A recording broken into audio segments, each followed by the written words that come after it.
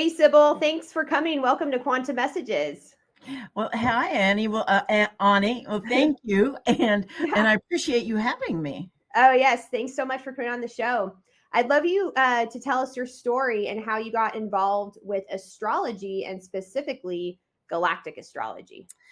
Well, it all began when I was 12 years old in going to Catholic school. I discovered astrology, and it was like, oh my God, something that makes sense. And I really felt like it really helped me begin to understand myself and other people. And it continued, I'm going to say, as a love, as an interest. I studied it and studied it, but I didn't actually start really doing charts and getting seriously involved in it until right around 2000. Or I take that back. It was around 1996. It was 1996 is when I really delved into it. And I was in Stephen Forrest's very first apprenticeship program there in Kansas City. And it's just, and my own interests have grown and evolved greatly. And of course, the galactic astrology, it came around a few years ago. And I've always known I came from the stars, and many others too. Mm-hmm. And Yeah. it really started helping me with that deeper a deeper level of that existential question of who am I? Because that's kind of a big piece of what this life is about, is just remembering who we are and what we've come to do. And I feel like it's just a whole different level of both remembering who we are and remembering why we came. Yeah. Yeah, that's huge. Yeah. What is the science behind astrology and why should we be paying attention to it? Well, the science behind astrology is, every culture has had their own form of understanding the movement of the stars among the planets. And because it's visible from a geocentric perspective, and for thousands of years, more Western cultures have really, well, no, let's put it this way. Every culture has had their own form of understanding, as above, so below. And in Western cultures, it really became more scientific, let's say, than indigenous cultures, who had their own stories and their own constellations, but they both watched what would happen. Let's just say when they saw, Mars, which is very prominent, it's red. Let's say they saw Mars and Jupiter dancing together, among the stars of Aquarius. And it was through, I think, repetition as well as intuition. So as they began to understand what that meant, because many of the astrologers, well, all of the astrologers were advisors to the king, to the rulers, and they had to be able to tell the rulers, what the gods were saying, what was happening. So they developed, the math around it that we have inherited of how to calculate the future. And so there's many aspects to it. Does that make sense? Yeah. Why do you think we should be paying attention to it now? Because there's been like I said, many thousands of years of I'd say documentation of what happens when certain planets meet up and encounter certain stars. But to also know the level of consciousness that we are at is going to also show us how it is actually going to manifest in our world. And I believe as we move more, into the quantum age, we know everything is connected, and that we live in a speaking world. Everything is speaking to us. Astrology is one tool. It's a tool. And that's the important thing to remember. Every one of the different tools, whether it's astrology, tarot, numerology, or whatever tool we are using, that it is the tool that points to the moon. It is not the moon. And so and to understand our own intuitive sense as well as the tools we are using. Mm-hmm.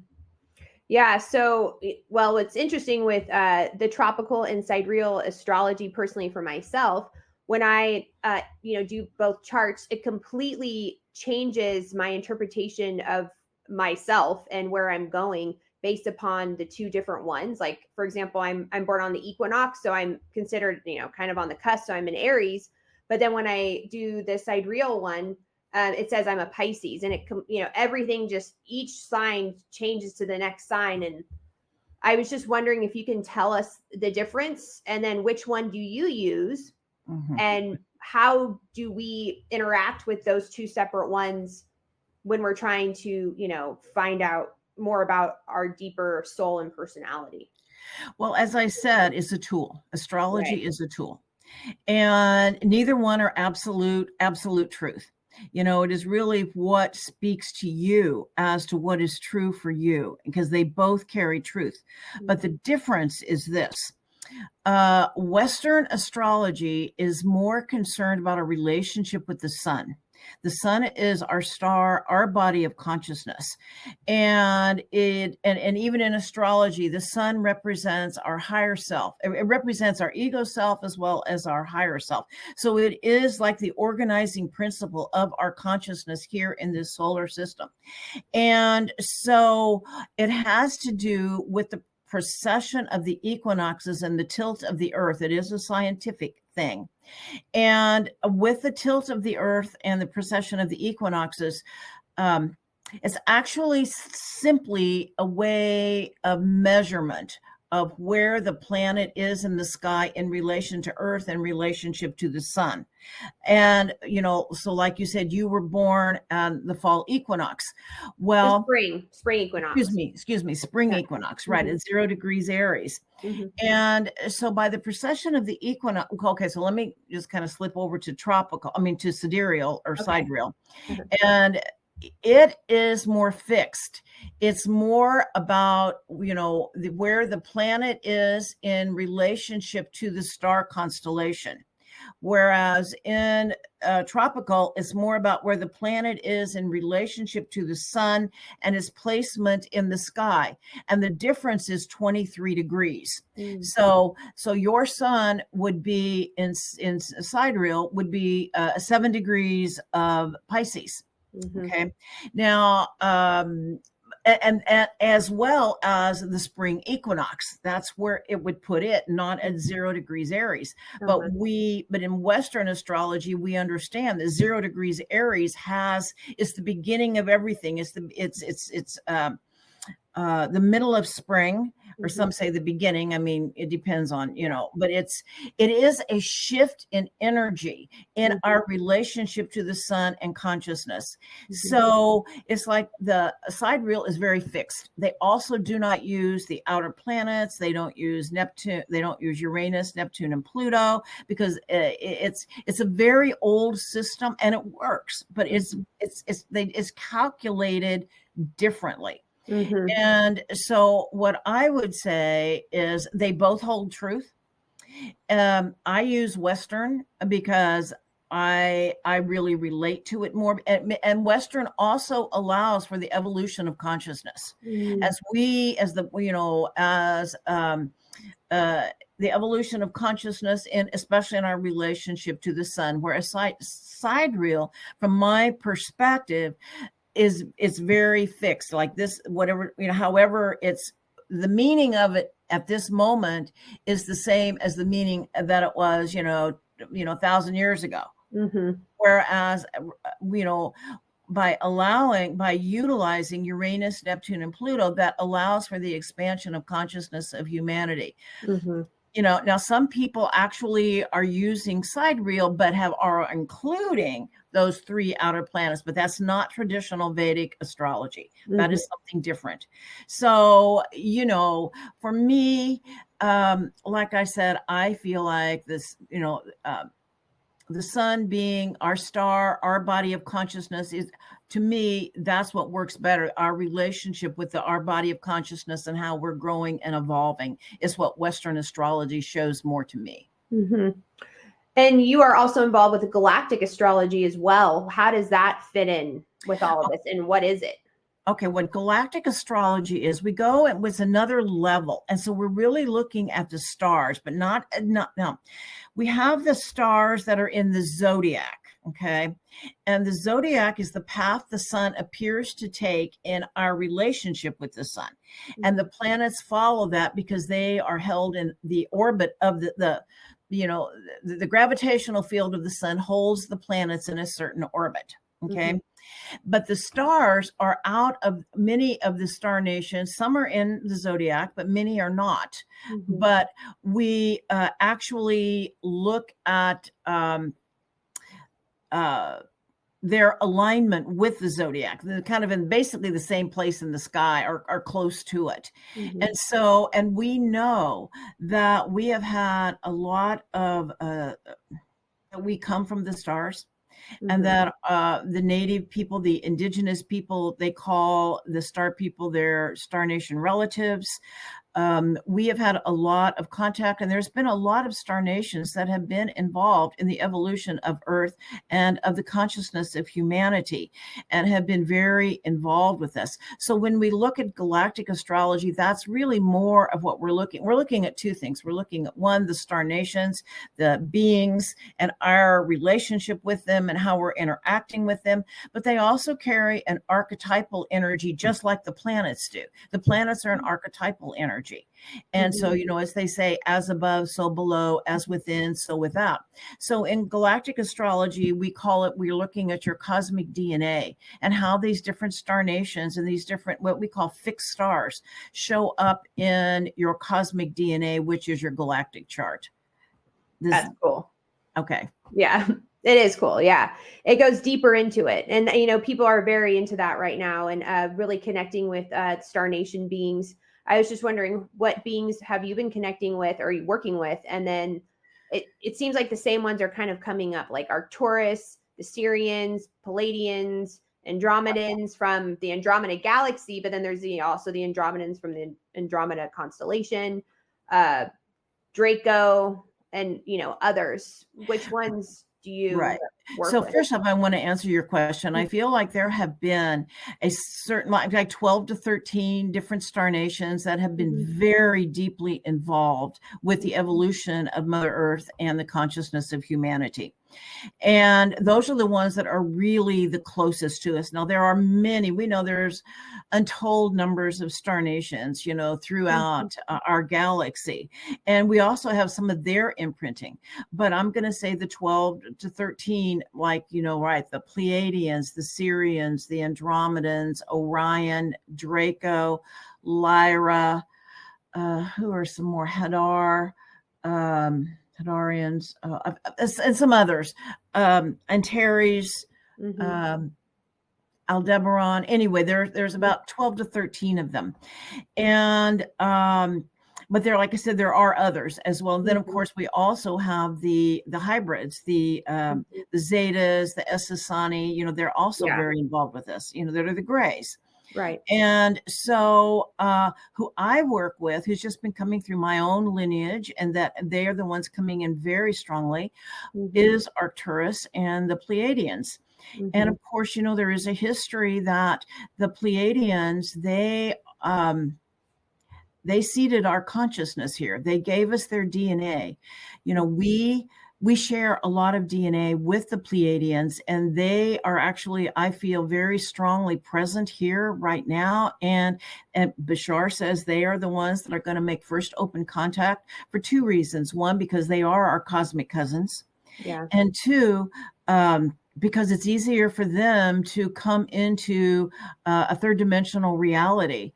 Versus some of the others who have a really harder time. They can come to the fourth dimension, but the third dimension is very difficult. The Arcturans, they are the ones who are the protectors of Mother Earth.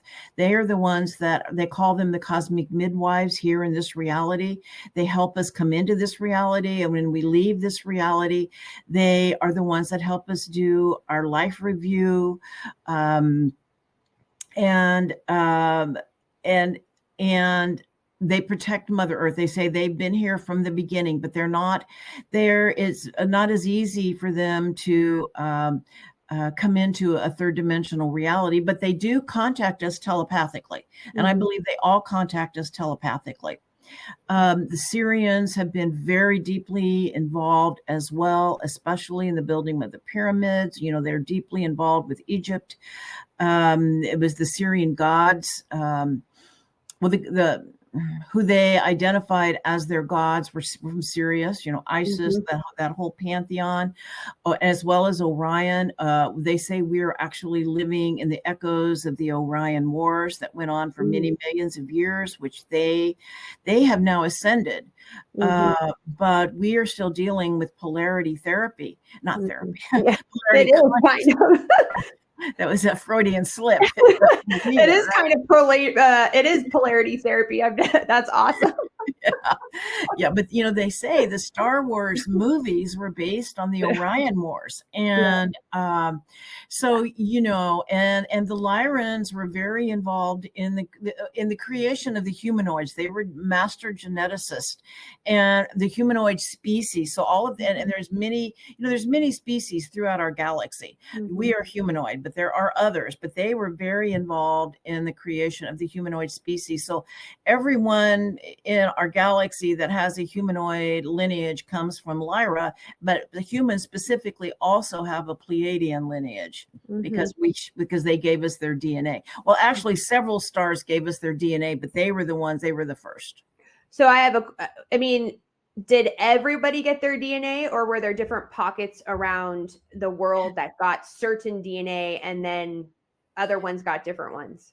You know, I'm going to say, I believe everyone has Pleiadian DNA. But also I have read, you know, it is a library, you know, humanity is a library of many different star nations. But I think our connection with the Pleiadians, I believe, on a much more physical, visceral level than other ones. And of course, there's many Pleiadian star seeds here as well. I mean, humanity has a deep Pleiadian connection. Then, of course, there's Pleiadian star seeds. And I feel like they are just super strong in the field right now. Yeah. I just went to an event where they were talking about the big gatherings of, you know, the Mayan councils, and they're coming together. And of course, the Mayans, you know, say, you know, they came from the Pleiades. As well as the Cherokee, as well as the Hopi, as well as the Aboriginal people in Australia, you know, so. Did the Dogon come from Pleiades? You know, I don't know if they came from it, but they have a deep connection to Sirius. You know, the beings from Sirius came and talked to them and taught them about the Sirius star system. Yeah, they knew a lot about Sirius long before we had any kind of science that told us about it. So right.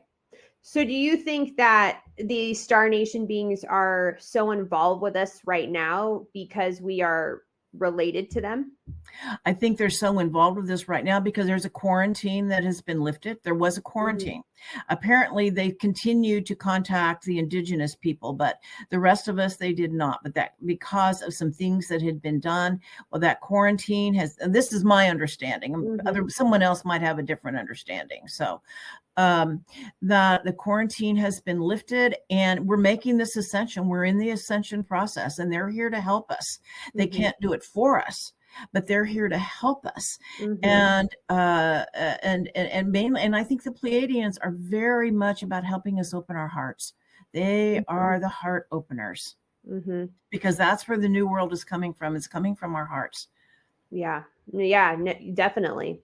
And not pointing fingers and not, you know, being on one side or the other, but being service to others instead of service to self. Exactly. Right. So when you do a galactic astrological reading for someone, for example, I've kind of done it. So I've done it and I've mapped out my own, but many different star nations come up for me. How do you know which one is prevalent in your current life at the moment? How do you tell? How do you know? Well, okay, so this is what I say. This is what I think. And just from the experience of doing many readings for people, I've actually come to a point where I present the material and let the person decide. Mm-hmm. Like this, what really resonates in your heart, or what is showing itself to you at this moment. Sometimes it's very clear. Mm-hmm. You know, it's like, this is very clear. This is this person's lineage. In my chart, one would look at it and see that it was very clear because I only have a couple. I only have two, you know. Mm-hmm. Some people have many. But I also look at the chart, and let's just say, you know, a Pleiadian often has, someone with Pleiadian lineage often has I'm going to say Venusian or Neptunian kind of influence. Mm-hmm. Someone with Andromeda is going to may have more Aries, more of a pioneering spirit. Mm-hmm. Someone with Arcturus is more of a metaphysical, psycho-spiritual aspect. They all have components. Mm-hmm. Okay. Orions are often teachers. They have a great sense of humor.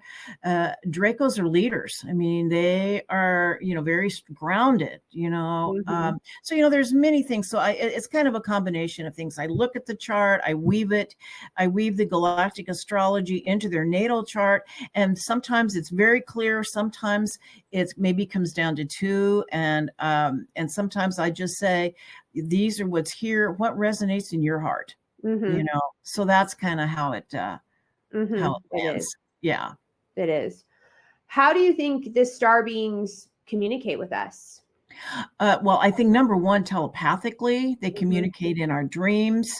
And now, of course, there are some people they've made contact with. You know, there's actually quite a number, but I think they're telepathic.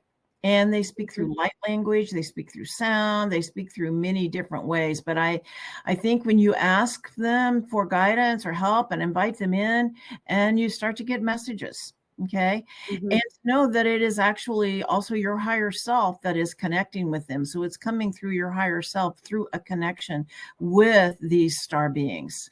Mm-hmm. And when we start connecting with them, are we connecting with the ones that are part of our galactic chart, or is it because we have that blueprint with them? I think so. I'm just going to say I can share my experience. Okay. That is my experience. And my first experience with a connection with the star beings were beings from Arcturus. And I was deep in a meditation, and I asked for the Arcturian, how was it I put it? I asked for their presence in a way. I asked for their energy to come into me, and it was a very loving energy, because, you know, the Arcturians say they will work with anyone who wants to evolve their consciousness, you know. And so I want to kind of move myself out of this light here. Okay. They will work with anyone who wants to evolve their consciousness. And this was before I even realized my own connection with them. And they came in just very strongly. It was during a meditation. So I'm going to say that probably during meditation, as well as dreams and out in nature. That's what I would say. Okay. So, you know, you're deeply involved with the Center for Sacred Studies, so you know about the Kogi, and you're a minister, and you're a minister of walking prayer. Yes. And the Kogi have said, as the ending is falling into the beginning, and they gave this prophecy basically, and they said it was going to happen somewhere between 2026 and 2027. So I'm wondering, based upon your astrological readings, as well as your connection with Star Nation and your own intuition, what do you think this means, that saying their statement as the ending is falling into the beginning in 2026 and or 2027? Well, okay, this is what I think that means. I think it's absolutely true, and I think we're there. Mm-hmm. I think the astrology absolutely lines up that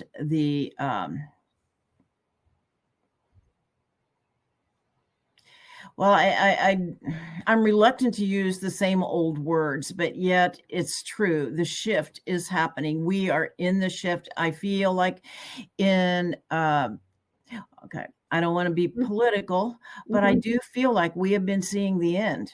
I mean, the collapsing of the old paradigm. I really feel like, and it's painful. And it's super painful, but we have to have the ending so the new can come in. And many of the old structures that we have that have been, and I'm really talking about Pluto. You know, Pluto is the god of death and rebirth, and he shows us where the deep corruption is. And corruption means where there is no longer life force. You know, it's where it's like the snake shedding its skin, the things that need to go, and we're being shown that. And the new beginning is absolutely coming in with Pluto moving into Aquarius. Pluto is going to be in Aquarius for 20 years, and the last time, well, it's been going back and forth over the early degrees of Pluto, the last degrees of Capricorn for the last couple of years. And so the last couple of years, we've really been, what it is really brought to light a lot of the problems that we have in our current paradigm. And as Pluto, the last time Pluto was in Aquarius prior to that was back in the 17, I think it moved into 1781, I believe. Anyway, it was during the French and during the American and French Revolution. And those were absolutely huge shifts in paradigm for the consciousness of Mother Earth, because the individual was starting to be recognized. Before that, people were mainly either aristocrats or serfs or slaves or whatever. And of course, you know, the United States was a whole new paradigm. And so I feel like this time it is absolutely once again a revolution, but a revolution in consciousness. And that is the beginning. And Pluto moves into Aquarius on November 19th, where he will be for the next 20 years. And is also the last planet to transit Aquarius over the last 30 years, and the last outer planet.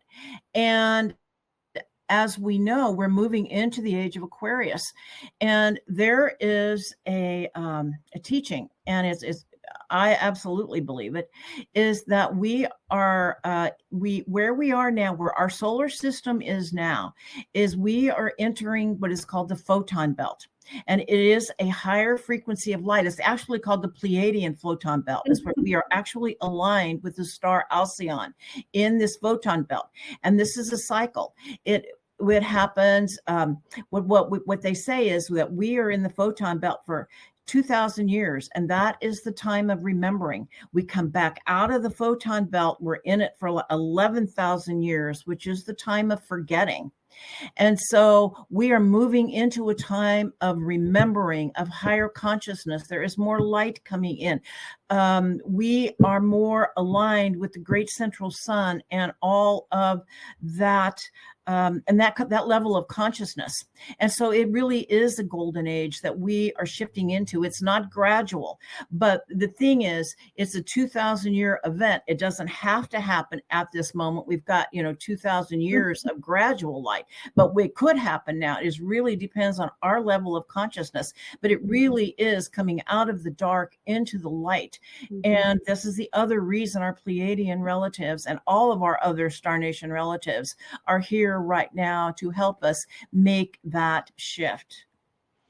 Did that answer your question? Yeah. Have we been in this position before? Because cyclically, we have been in the photon belt before. The planet has. The last time we were in it was during the age of Egypt. That is when we entered it. It was after the Great Flood. The Great Flood occurred. I get a little confused about some of the dates exactly.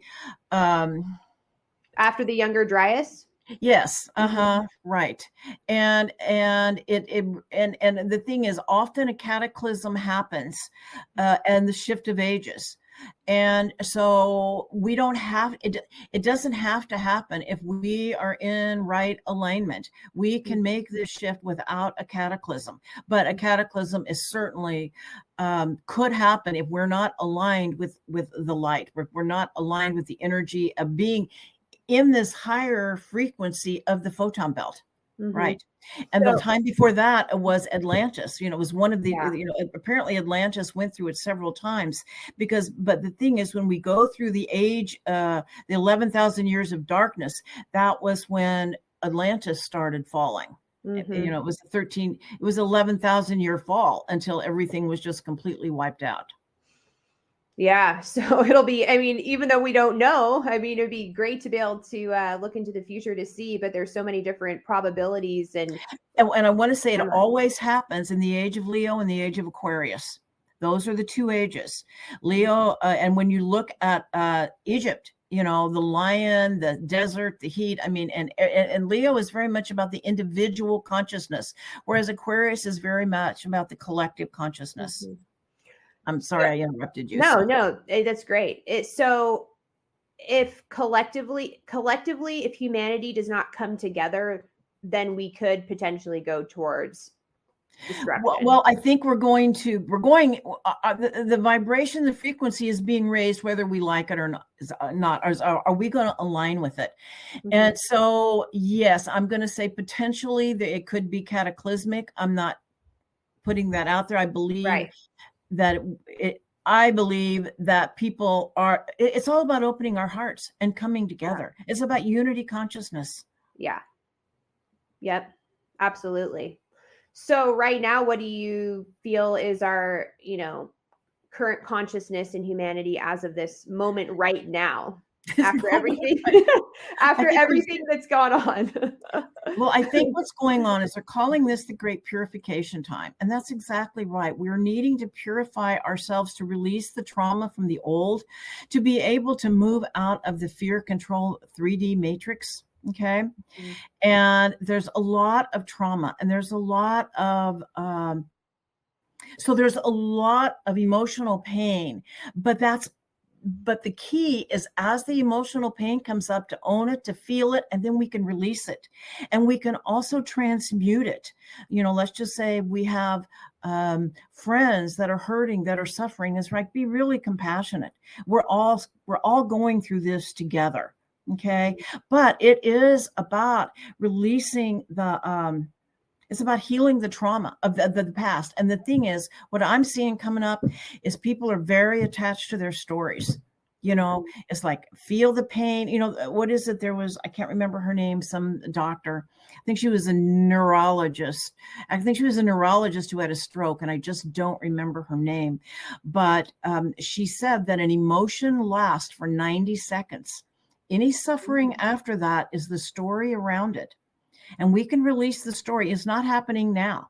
That old saying, it hurts so good. We sometimes like to go back there and pick at the wound, but that's, let it go. When the pain comes up, feel it, release it, let it go, and let go of the story around it, because the story is really not the truth.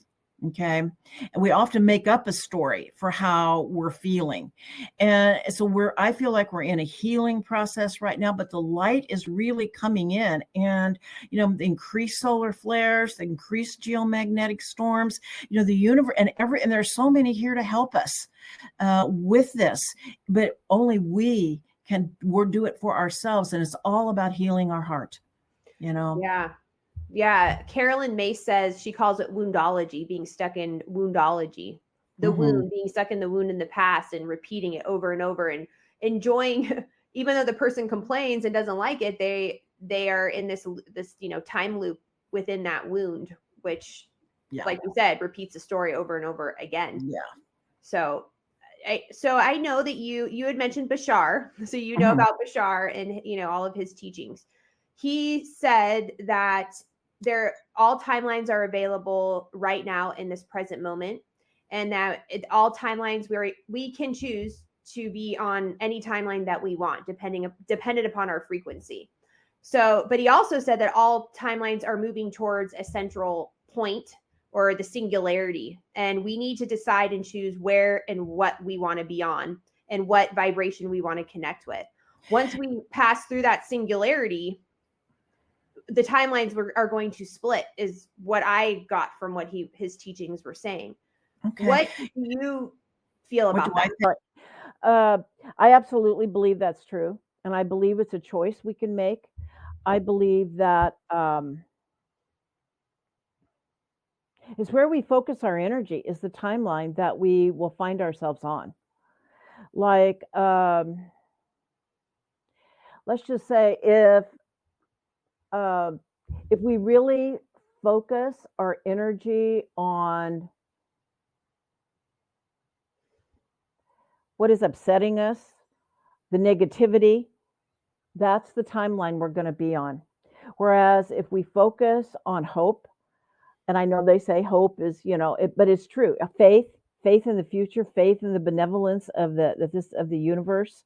That's the timeline we're going to find ourselves on. Mm-hmm. How do you feel our interaction with technology and being exposed to all of these stories all the time online, if we're interacting with it, affect our choices that we make and our vibrations to get on the timeline that we want to be on? It ultimately does end up with being your choice, but because we are so influenced by everything that is online right now, it seems that I think, yeah, what I'm doing is just be very aware of what you're putting out there yourself. We really can't change anyone else. We can only change our response. And so having compassion, being kind, loving kindness, understanding that, okay, let's put it this way. If something isn't based in love, if something is based in fear, then it's not true. Love is the only thing there really is. And so the stories that are online, if it is a story full of fear, full of anger, know that it's ultimately not true. Mm-hmm. Yeah. But like I said, the only thing we can do is determine our own response to the energy that is coming in. And I feel like the astrology is actually giving us guidance of how to navigate this storm. Mm-hmm. And the astrology that is coming in is very much about the light. It doesn't mean that the dark isn't there. But it is what it's about. Okay, this is more of what it's about. It's about the integration of the shadow, that everything, the outer world is a reflection of our inner world. And as we integrate our own shadow, own our own stuff, we stop projecting and making it someone else's fault or blaming someone else. And when we can take that in, we can then choose to respond in a more loving way. Mm-hmm. Are you able to open up charts, future charts, and understand and kind of tell based upon what the chart reading is where we're heading, or do we influence the chart based upon our perceptions as a whole?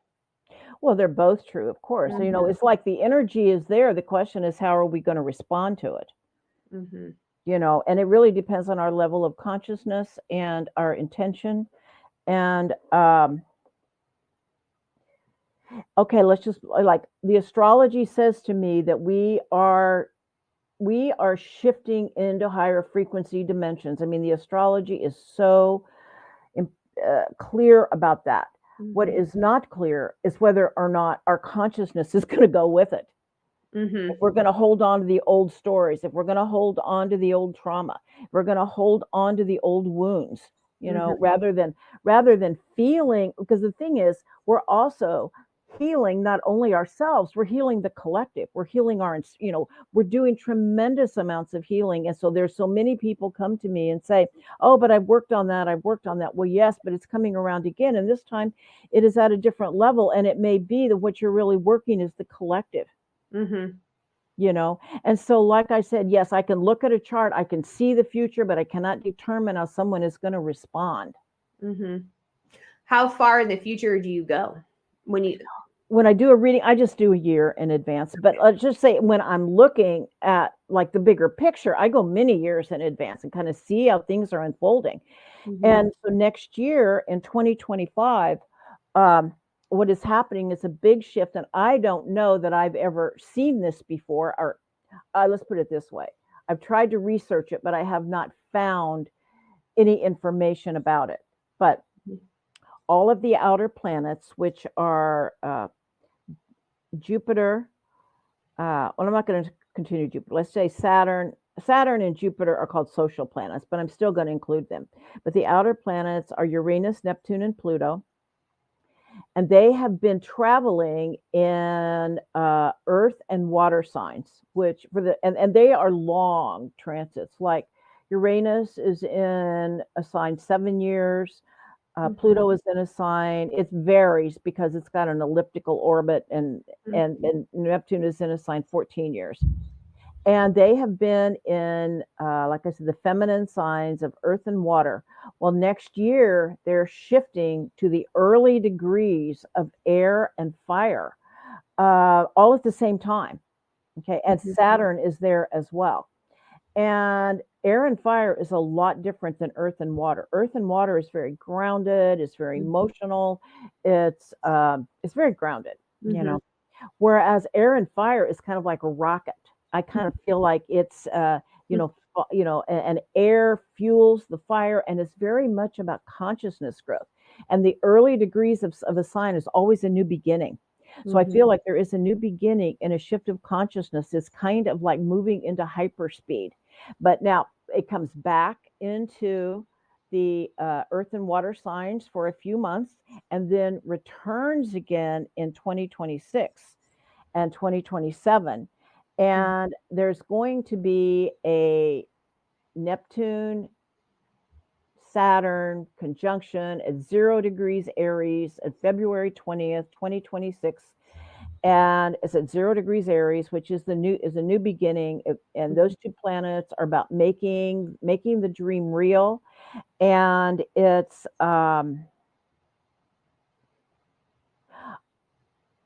that's what I feel like is happening. I really do feel like the opportunity is there, and it may be that not every, and it may be that there are pockets of a higher consciousness in different places. It may not be that everyone moves at the same time, but the opportunity is going to be there. What signs you said? So they're in earth and water now. What sign? And they're moving into a fire and air. What are the signs? Okay, so right now, let's see. Neptune is in Pisces, Saturn is in Pisces, and Pluto is still in Capricorn, but soon to move into Aquarius. And then they are moving, and Uranus is in Taurus. Okay, so Uranus moves into Gemini. Neptune moves into Aries, Saturn moves into Aries, and Pluto moves into Aquarius, and all in the early degrees. That's significant as well. Yeah. It's kind of like I see it like, if you think of all your science fiction shows, is when the spaceship shifts into hyperspeed. You see them, they're going along, and then you know how they move. Yeah. I feel like that's where we are. Yeah. So we have a little bit of time left to feel grounded. I guess. Maybe. What date is the shift of these? February 20th. Yeah. Wow. I know the Kogi are saying the end of 2026 and 2027. And it often, it takes a while for things to really settle. But that's when it happens, really. And it's just super, super powerful. And like I said, I have never seen. Let's put it this way: I have done a lot of research and cannot find at any place in history where this happened like this before. Wow. This will be an interesting time to be a part of. Yeah, for sure. Absolutely right. Whatever happens, I'm. You Right. gotta be excited about it to live right now. So. What do you think you've written about and you've talked about AI and technology, especially moving towards this air and fire Right, exactly. shift. So some of my teachers, and one of my teachers is a Pleiadian. Well, she's not a Pleiadian. She channels a Pleiadian that I listen to, and her name's Lisa Royal Holt. She's a really wonderful channel. Anyway, and she talked about AI as she was channeling her Pleiadian being named Sasha. That AI is part of us. It is a reflection of who we are. And it's not good, it's not bad. It can really help us. It depends on our intention and how we're using it, but to know that it is absolutely a reflection of our own consciousness. And I believe that to be true. Mm-hmm. Interesting. Do you think, well, this brought up this whole thought for me with Bashar and with the Ssani and his story about what happened to their people and how, I mean, they started using AI as well. Are they us in the future? Yeah. Oh, absolutely. Yeah. At the Ssani, the Zetas, they say, he teaches that there are, I don't know, I think is it 6 or 8? I can't remember, hybrid races, and that humanity is heading, that is where we're going next, will be a hybrid race. Mm-hmm. Yeah, we just need to accept it. Yeah, right.